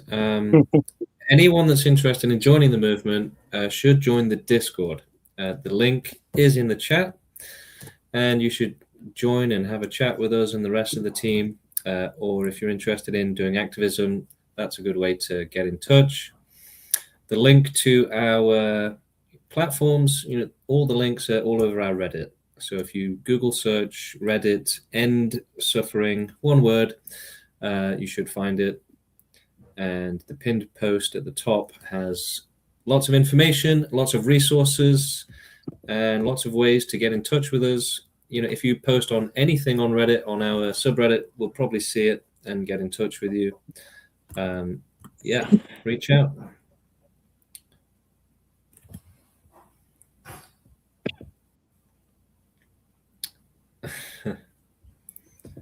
I mean, we're not saying don't join us, dude. We were just answering your question, basically. And that's so cringe, dude. Pro-extinction doesn't bother me and shouldn't bother anyone, nor does natalism or antinatalism. It's this anti-natalism, hard natalism that we're supporting that's a problem, I guess, is what he's saying. My point is that nobody needs to exist. Okay, so why are you supporting, a path forward that results in unlimited suffering for billions of years instead of trying to stop it? Go ahead and suggest a way that we can end all suffering just as quickly as we can with extinction. Yeah, go ahead. Like, so, like, how an anti-natalist society, like the whole, I mean, like, again, anti-natalism is like, it's not possible to convince everybody, but let's just say you did, right? Because I have to give you something to at least argue. So, let's just say the whole world is anti-natalist, the population is collapsing, electricity is being stopped. So, how? So people are struggling to take care of old people, much less, farming food for themselves, and healthcare system has collapsed. The carers and the nurses at these care Yeah, homes, right? They most would become so seen. supplied that the old people would be looking after the old people. They'd be like, right, you're 70 years old, you're young. Here's a nurse outfit. The 80-year-olds need help. Go. That would be the reality. Yeah. So how these old people who are like barely trying to survive, how are they able to how would they be able to invent vacuum decay or provide extinction to animals? Any idea? It's not an antinatalist's responsibility to propose a solution. It's the hard natalists. I don't know, man. Look, antinatalism So is the literally, you are saying I'm anti-natalist, so I just quit. You do whatever. I mean, like, why even come to the live and argue with me? Like, what the fuck? He is just he's just like describing like I don't care in like different words. What the fuck? So you guys are the hard net lists. Hard netlism is a problem, but you guys have to provide the solution. Don't get it backwards. So I'm an anti-netlist. So bye.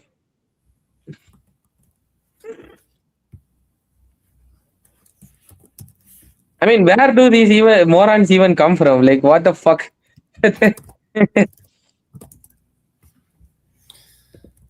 Who knows? Just a minute ago, didn't he say like nobody deserves to suffer? Now he's like it's not a responsibility to propose a solution. So what the fuck?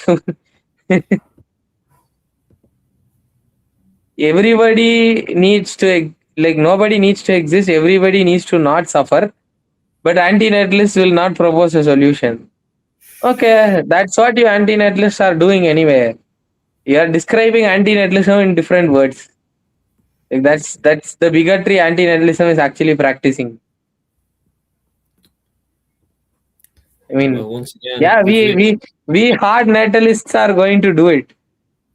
That's what I'm saying. No, pro-life extinction isn't self-defeating. It's actually the opposite. It's self-sustaining. Well, what the fuck is a pro-life extinction? He means because we're natalist.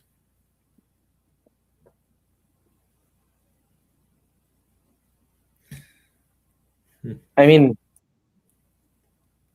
so look, who's more pro-life? The person that says we should have no life and no suffering, or the person that says we should have loads of life for unlimited time with unlimited extremity of suffering? I would say that's, that we're not pro-life. Just because we need a little bit of life to help other life and end life doesn't mean, or end suffering rather, Yeah, it's just crazy. It's the same morons that say like you shouldn't cause any suffering in the pursuit of ending suffering. So if I breathe and hurt a bacteria, have I just committed a crime? You're advocating for us to just leave the world to moron sadists like you. Pro-life extinction is self-defeating. Actually, that is actually the opposite. Like anti-natalist, extinctionism is self-defeating. That's another thing. But you know what is more self-defeating? Like not doing any fucking thing for the pro-extinction movement, and coming here and advising us like you own us. Like what the fuck?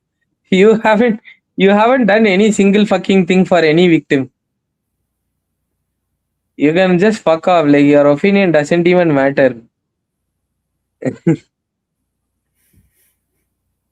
Yeah. If either of you morons want to actually prove that you have some balls and join us for a live debate, hey, why not? But until then, you're just like children screaming at their parents, basically. I mean, like, even if you are coming to the debate, you are just gonna do that. But still, like, why the fuck do you even like care about like self-defeating or not self-defeating? Like, you don't even like care about victims or anti-suffering or anything.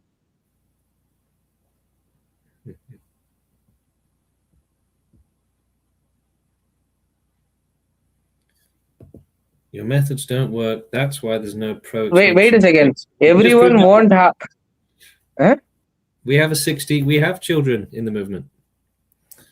There are pro-extinction kids. They're like seriously dedicated activists, pro-extinction teenagers.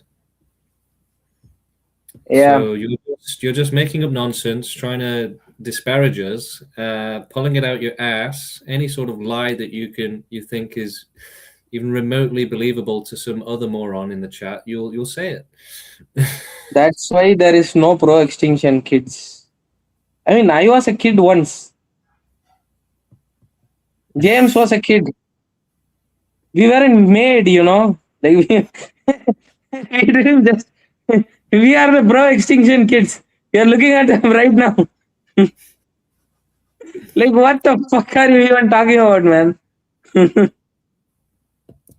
Oh no, Steve. He's really digging at the things that matter to us the most now. You have never touched a woman. You only yell and get ignored by them on the street. Okay. I don't think me or Steve have that. So problem. I think my opinion is not valid, but James has touched plenty of women. So I think now it's extinctionism is valid since James came in. Yeah. So now you can join the movement, right? Because I'm not a virgin. Man, this is why we said at the start of the stream, pro-lifers are animals. Right? They're not capable of. What did I tell you? What did I tell you in the podcast? So we talk about suffering like child rape, right? Literally, this guy was like, just a few comments ago, he was like, this is inconsistent. You're doing this, you're doing that. Now he is like, you you have never gotten laid, so your opinion doesn't matter. Like, fuck off, bro. If people are empathetic, they will get it. Like, we are talking about like child rape and animal abuse and suffering that needs to end, wild animal suffering that needs to end. You are talking about getting laid, right? It's like trying to talk to your cat or your dog about extinction. They're just gonna look at you and say, "I'm hungry. I'm not intelligent enough to think about this. Just feed me." Yeah, that's it. That's pro-lifers. They're like, what? Suffering bad? Huh? Like, come on, guys, give us some intelligent points here. Yeah, getting laid is the most important thing. Yeah, I think all these animal rescuers, Interpol officers, They should give up rescuing children and animals. They should go to their home and fuck as much as girls as possible, because that is what is more meaningful. Getting touched by a woman. It's not your job to fix the world. Well, it's not your job. But the job of fixing the world should fall to whoever wants it, really, and to whoever can do it best, and to whoever can prove rationally that they can do it best, and form an organization, form a movement, whatever it is, join something, work towards it, right? Pro-lifers, I don't know if they even care about improving the world. They're just so obsessed with their own, addictions, smoking, drinking, eating pizza, pineapple on pizza. They just don't give a shit.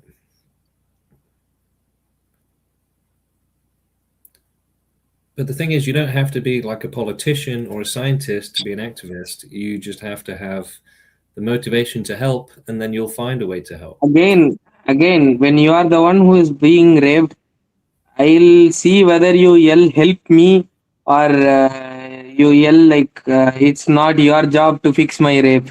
Move on."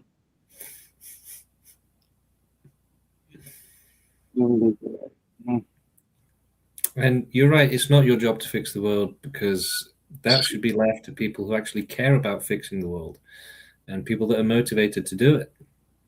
Yeah. So, the world should be looked after by the right people. And who do we have at the minute? We have dictators, warlords, pedophiles. So, your way isn't really working, guys. We're going to have to do something else.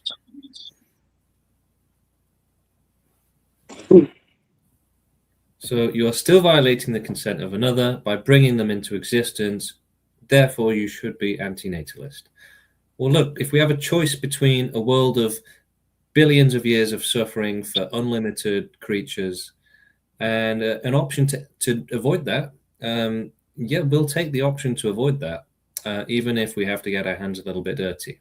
It couldn't possibly be worse than doing nothing about it. I mean, like, you are violating the consent of wild animals by bringing them into existence and selfishly exiting your own species. Yeah. I mean, whatever you throw at me, it's actually arguments against yourself. So just do me a favor and just go fuck yourself.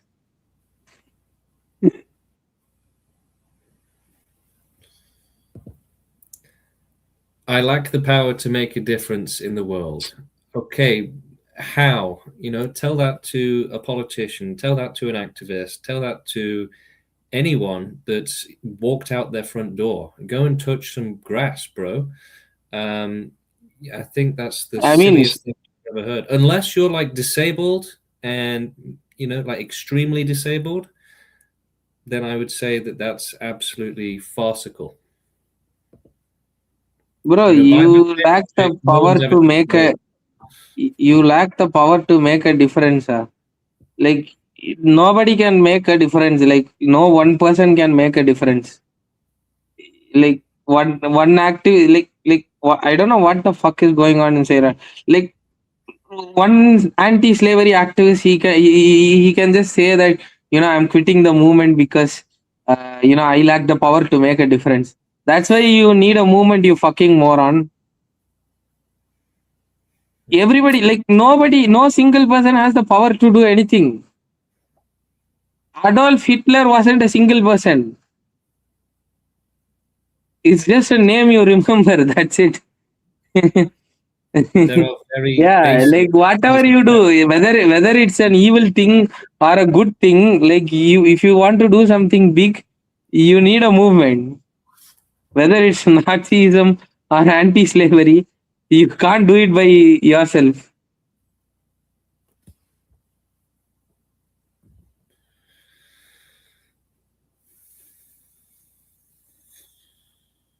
It seems like all these people, like they are just looking for an excuse to not do anything. Yeah. Okay, they don't really even care about antinatalism. I assure you 100%. They don't care about veganism. They don't care about antinatalism.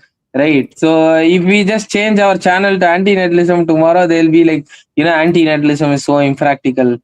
You should also you should all stop doing activism. No one person can make a difference. Right. Tomorrow, if you make the channel vegan, they'll be like, you should all stop doing vegan activism. No one person can make a difference. You can all fuck off. This is good. Like, giving some excuse to not be active for the victims.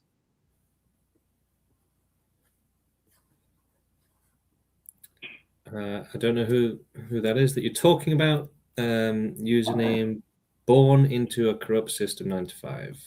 We would happily do a debate with them or a discussion. Do you know them? Are you suggesting that they'd be happy to do a stream? Yeah, you can do a debate with anyone. Is welcome to do so. Yeah, you can comment here, join our Discord, or DM us on Instagram, like if you want to debate.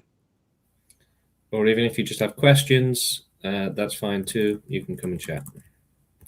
But again, like there's no excuse for not doing activism. If you're just a completely self-centered, selfish person, there's no excuse for it, right? You live in a world where other people need your help and you can help them, and you're doing nothing. The most basic tasks of activism are just simple things like posting on Reddit, talking to people, upvoting. There's infinitely small, easy ways to help. So there's no excuse. You can't use that as an excuse. And even if your movement, your ideology was like Christianity or left-wing politics, right? You should be fucking doing something for that as well, right? Do something altruistic for something you believe in. And if you don't believe in anything, then why don't you join the end suffering movement? Is there a way to end life or suffering peacefully? Yeah, I mean, we would actually say that most likely any extinction method implemented would most likely be relatively painless, if not completely painless, right? We're not going to be going out with flamethrowers and setting fire to wild animals or anything like that. I mean, even now, euthanasia is painless. You could argue that a lot of the executions of farmed animals is relatively painless. I'm not defending that, but it's easy if you want it to be painless, right? You have to remember one thing. However painful it is, it's not more painful than continued existence. Yeah.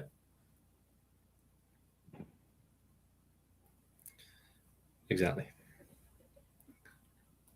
And yeah, I mean, can extinction really be worse than, a baby animal being eaten alive by several predators over the course of a few hours and having to experience that?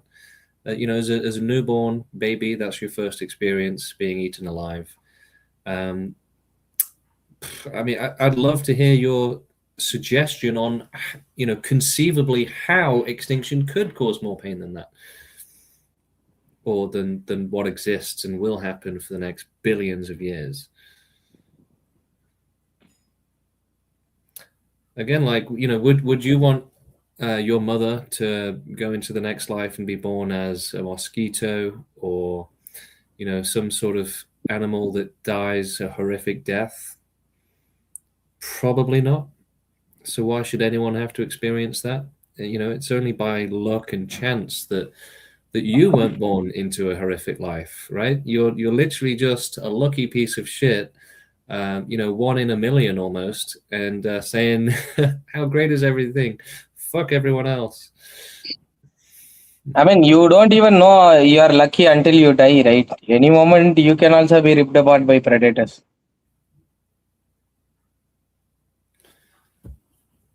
So there is no red button, and wishing for it is illogical, irrational, and it's doing nothing to end the oppression, right? I wish I had a liberate slaves button. Oh, good, because we can't be bothered to do activism or to lift a finger. Maybe I'll Yeah. lift a finger if I just have to push it down on a button. That's the most I'll do. Yeah, no, that's At least crazy. when you are wishing, you wish for something realistic like an asteroid, dude. Don't be so irrational. We lack the power to end the multiverse.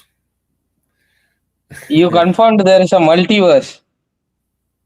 Dude, this guy is what NASA is searching for. He confirmed the multiverse theory. It was like, bro, M theory is like reputable, but they have.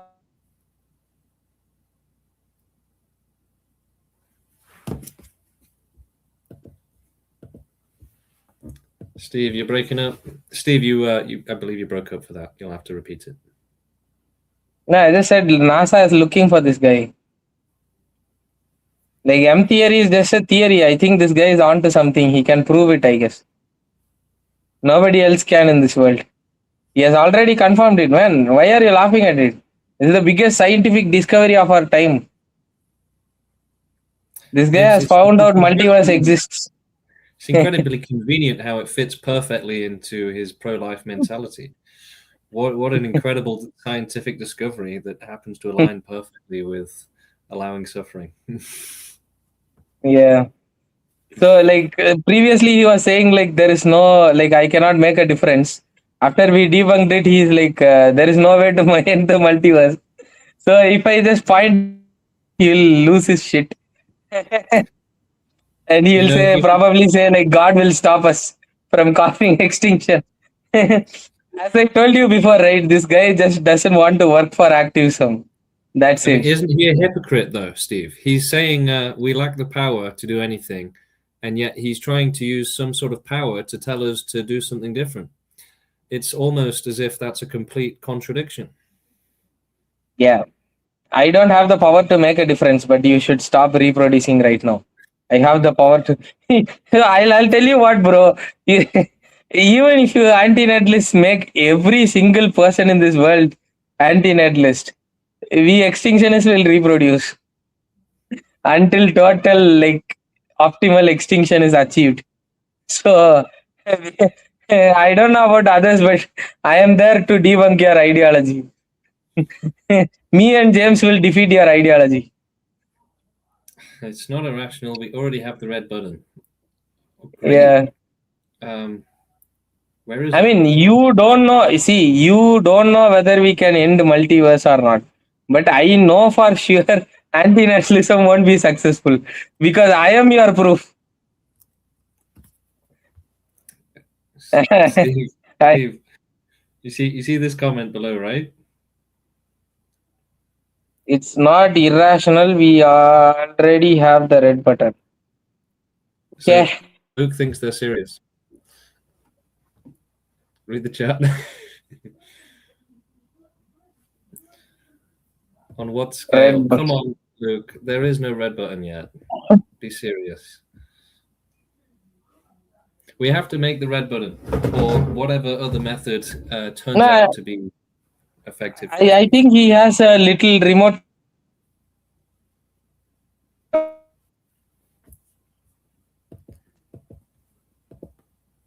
That's not my internet. That's Steve's internet. Yeah, you cut out again there, Steve. But no, I said like I think he has a remote control car in his home which has like a little red button there. Man, we've literally already debunked this in this very stream, right? Nukes. Google wildlife in Chernobyl. They didn't go extinct. They are suffering even worse. Yeah. Yeah, it's just silly. Yeah. How to not use your brain, basically.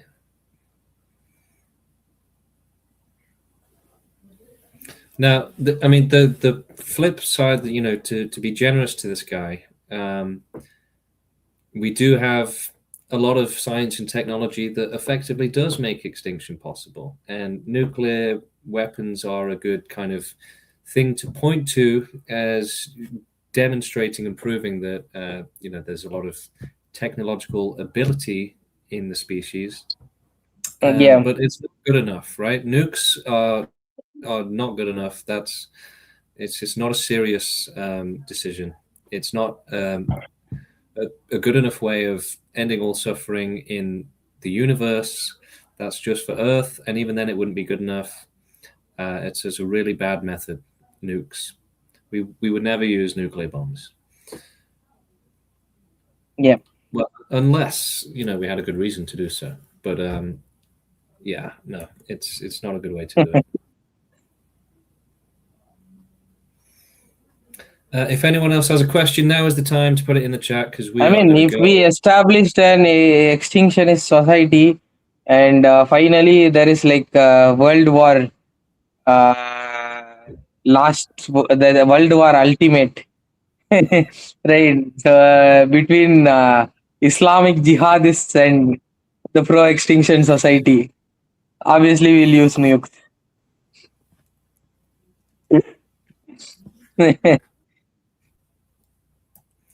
Yeah, the problem is, no matter how many nukes you have, you can't guarantee that it will wipe out all life, right? Nukes aren't designed to do that.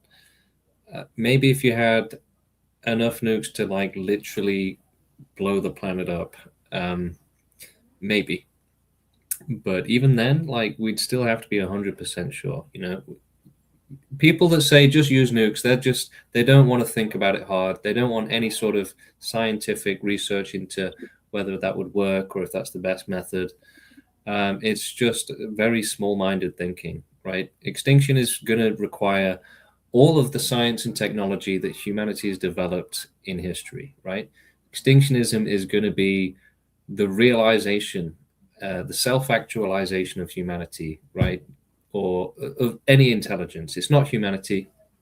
We shouldn't romanticize ourselves. If we were a different species with intelligence, we would still be against suffering. Yeah. I think you should Google even Hiroshima and Nagasaki, right? So these places, there were more like burn victims, people who are irradiated, had cancer, genetic mutations, and disabilities. These people were more than the people who actually died of nuke. Yeah. So if you're interested in joining the movement, check us out on Reddit. Google search Reddit end suffering, that's one word. Search on YouTube the Pro-Extinction Movement. Check out more from this channel. Get in touch. There's a million different ways to get in touch, and even if you just want to ask some questions, we'd be happy to talk. I think that's enough for today, and we'll see you all on the next episode, the next podcast, which may be in a week or two. Before that happens, we will probably have some more live debates on YouTube. So keep an eye out for that. Follow us, subscribe, etc. And we'll see you on the next one. Yeah, bye. Join the Discord. Link to the Discord going in the chat and the comments. Thank you, everyone.